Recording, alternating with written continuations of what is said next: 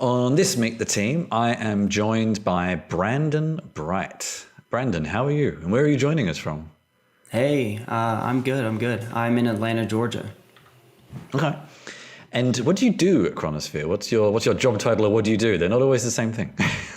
Yeah. My job title is account executive, and Okay. I'm on the sales team. And I basically partner with potential customers on observability, strategy on observability, qualifying which customers would be good for Chronosphere and vice versa, and then supporting them through pilot and production. So do you look after like particular clients or across all of them, or I guess more than one, but does each of you kind of have a handful of clients you look after and Sure. and work with?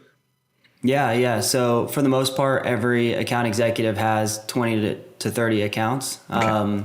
I'm in a slightly different role. As you said, the role title might be different than the day-to-day. I also spend a lot of time supporting onboarding for the new team members that join, and doing a lot of other just tool setup for team members and that type of thing. But yeah, most people on the team focus on 20 to 30 accounts.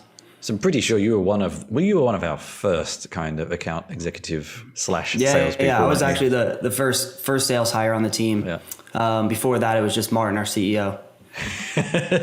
Which is not scalable, of course, as we know. Yeah.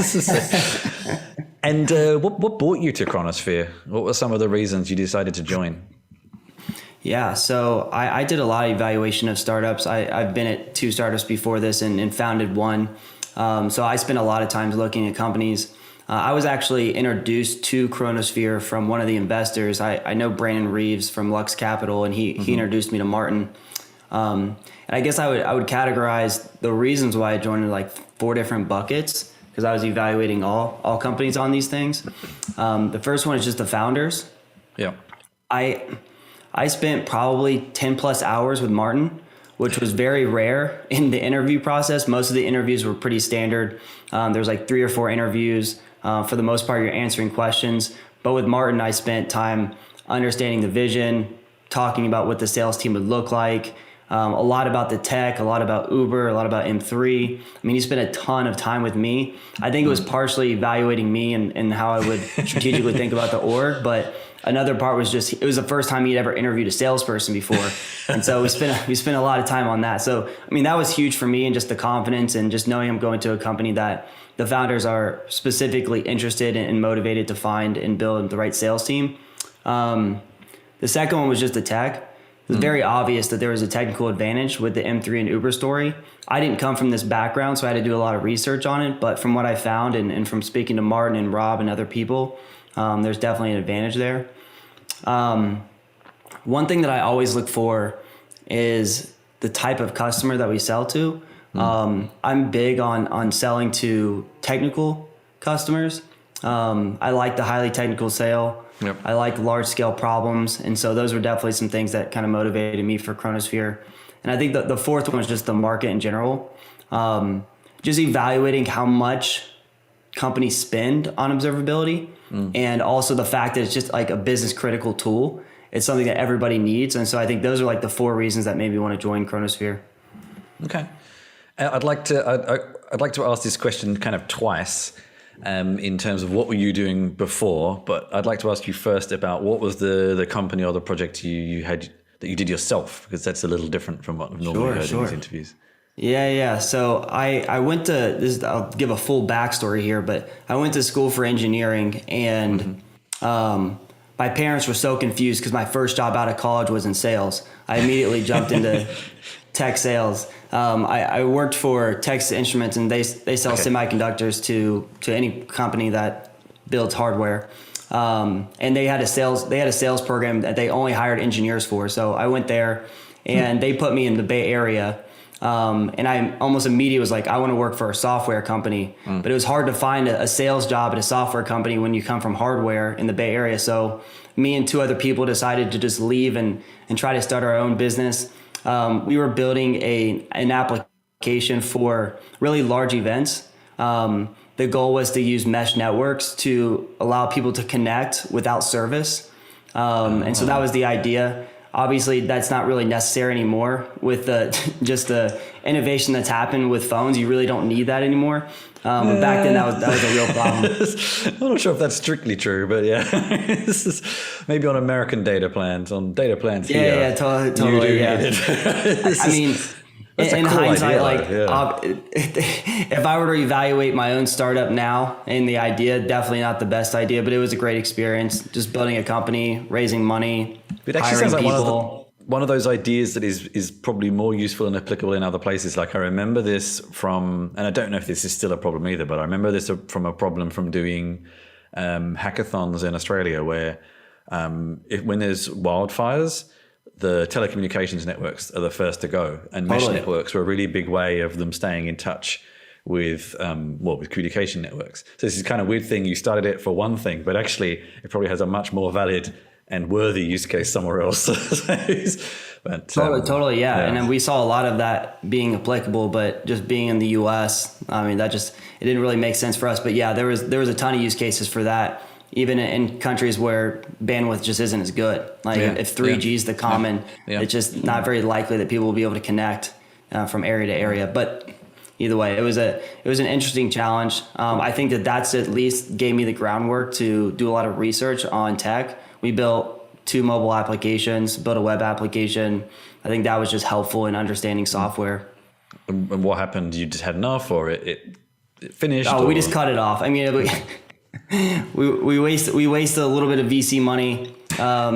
We spent 2 years working on it. I was completely broke driving Uber in downtown San Francisco for a year and a half, trying to make it work.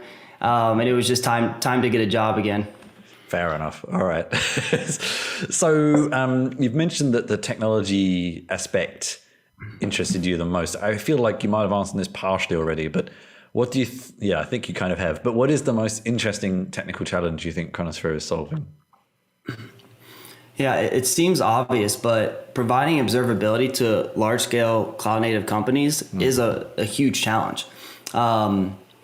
From a lot of the companies that we speak to, especially the big tech companies, they really only have 2 options from my mind, and maybe I'm a little bit biased, but the 2 options are build it yourself with open source or use Chronosphere. The other tools that we've seen in the market just don't provide the reliability or availability on top of being cost efficient. And so most organizations, when they do a TCO, it's like Chronosphere is the only one that's anywhere close to them, how much it would cost for them to do it themselves. And so, I mean, that just kind of speaks to M3 and the value that it provides, plus the tools that we built on top of it. And this is actually something I would reiterate. Coming from a long background of open source, people often underestimate the hidden costs of open source, and that's But I love open source. I'm not dismissing it, but it takes people time to do it, and that's fine. You just have to be aware of it. It's not always free. being on the sales team, this is a common thing that we have to do with customers. Help them kind of think about all of the hidden costs. The cost to build the same functionality that you might get with the Chronosphere, the cost of just getting to a baseline with the tools you're using in open source, the cost of training the team and being able to constantly have enough resources. And so there's a lot of potential challenges there with using open source. Yeah. I mean, but in the observability space specifically, there are a lot of options. So it is a challenge for us to sell against open source a lot of the time. Yep. What are you working on? This is an interesting one because I feel like this question is possibly more suited to engineering teams, but we'll give it a go. Yeah. What are you working on right now that you're excited about? Yeah, I saw this question. I thought it was interesting. I'd probably, the first thing I would say is more of a personal thing, but my wife and I are preparing for our first baby girl. She's coming in a month, so I feel like a lot of my mental capacity is actually working on that and preparing for that. And so that I am excited about that, and that's coming soon. I think at work, one thing that I'm working on that's semi-related to my day-to-day job, and I kind of mentioned this before, but building a training enablement program. With the recent funding, with the growth on the sales team, we're hiring a ton of AEs, SDRs, SEs, other team members. There's a lot of work that needs to go into making sure those people are prepared to be successful. So been spending a lot of time on that specifically. I personally think working on people in the different ways you just mentioned is is definitely a big and exciting and complicated project. So Totally. it's a good answer. All right, that's the serious questions. Let's get to some of the fun ones. What's Yeah. a fun fact about you that nobody would guess? Yeah. Well, I'd hope nobody would guess this, but I've never actually read a full book, and some people will read that and be like, man, that's not exactly the sign of an intelligent person. But I just don't have the attention span. I've tried multiple times. I get recommendations to books from a lot of people, and I'll read a chapter, but never read a full book. Didn't do it in college. Didn't do it in high school. Always found my way around it. Still don't do it today. I'm usually listening to podcasts, or I'll read an article, but a full book, just don't have the capacity to do that. I could agree with you sometimes in the middle of books, but sometimes the ending is the best part. Yeah. Well, I've never gotten to the ending, so I don't really know what that's like. Have you ever tried any of those services like Blinkist and things that do book summaries? Or Exactly. Like I'll do something like that. I think I'm trying to remember the name of the one that was used, like Cliff Notes was the one that we used in high school to get out of reading full books. That was always my best friend, just trying to get to school. When I went to school, unfortunately. So, Yeah. Cool. Okay. If you are, and I think we're finding people are less and less, if you have any stickers on your laptop that are not Chronosphere related, what might they be? Yeah, I don't have stickers on my laptop. I feel like if I did, it would probably be something related to golf. But yeah, I don't have any stickers on mine. I feel like we should maybe change that question. Noted for later. Yeah. All right. Maybe like what's your background on your laptop? I feel like that's an interesting one. Actually, I like that. I actually don't even have a good answer to that. I just used the common one from Mac, but I'm sure a lot of people have good background. But they've got really nice with the dynamic ones now. I do a lot of video work, and I had someone ask me, "What's that background?" I was like, "It's just the default one." I don't know. Okay, if you're an animal, what would you be? Yeah, I would definitely be a bird, and this is kind of a weird thing, but I have this recurring dream at least once every week where I can fly. So I don't know if I was a bird in a past life or what, but I just have this recurring dream that I can fly. So I got to say a bird. I don't have a specific bird in mind, but yeah, definitely that would be it. Or a big one or a small one, or don't mind.